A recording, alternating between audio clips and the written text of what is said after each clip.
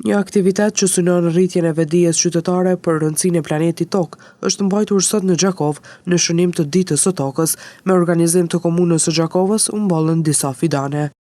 Po e bëjmë një mbjellje simbolike të 2 arave dhe një sekues gjigante këtu në park. Ka mbjellje gjithandej në gjitha zonat. Shënimet për rëndësinë e planetit Tokë kanë vazhduar edhe në ndërmarrjen Çabrati, ku ekipet të pastrimit bën largimin në një deponie ilegale në rrugën Bujaroka. Për ndër ditës Tokës, 22 prillit, përveç mbjelljes fidaneve të cilat kena bën në parkun e madh të qytetit, sot kena dalë mi pastru edhe çet deponi.